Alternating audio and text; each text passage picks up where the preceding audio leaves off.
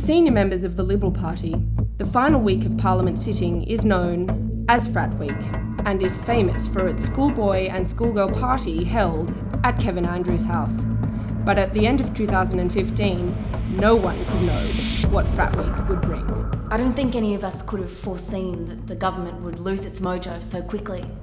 In 2013, Abbott seemed to understand the golden rule of Australian politics so clearly. The great lesson from the Gillard government was that Australians don't like women.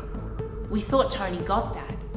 Discriminating against women's our national sport, along with discriminating against Aboriginal people while watching sport. Australia's a rich tapestry. By the end of 2015, I began to realise that Tony's problem was that his government was ignoring men way too much of the time. And I put the problem down to his making himself Minister for Women, which we'd initially thought was a masterstroke. It became clear that Tony was becoming too influenced by that department. The bleeding hearts and wombs got to him.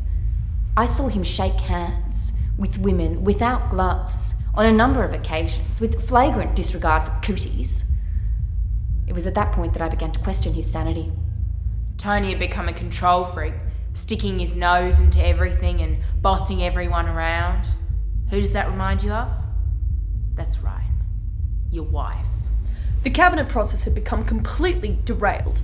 A dangerous amount of time was not spent discussing the big issues. What was going on with the Wallabies? Recent porn discoveries. In order to be successful, this government needs to be hard on women. Hard on the causes of women, which are also women.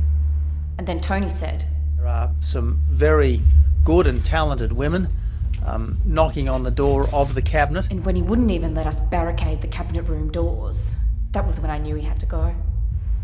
Look, at the end of the day, it's a parliament.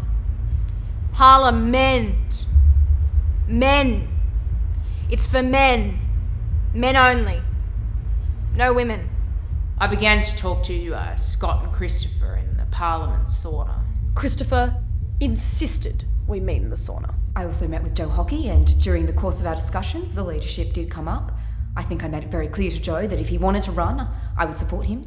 Did you use those exact words, Christopher? I didn't use those words, but I think it was very clear to Joe what was going on. I had no idea what was going on at any point, or now. But then just as we were ready to strike, Hockey drops a stinker. Do I think that sanitary products are essential? I think so. So should the GST be taken off? Well, it probably should, yes. The answer's yes. And I thought, fuck this. I was surprised when Joe suggested that because obviously we shouldn't tax periods. We should criminalise them. We had to react, and we were struggling to find the right man for the job. There was one person who far and away had shown themselves to be the least interested in the plight of women or feminism or whatever, and was concerned only with personal promotion. Julie Bishop was the logical choice. And so it was in Australia in late 2015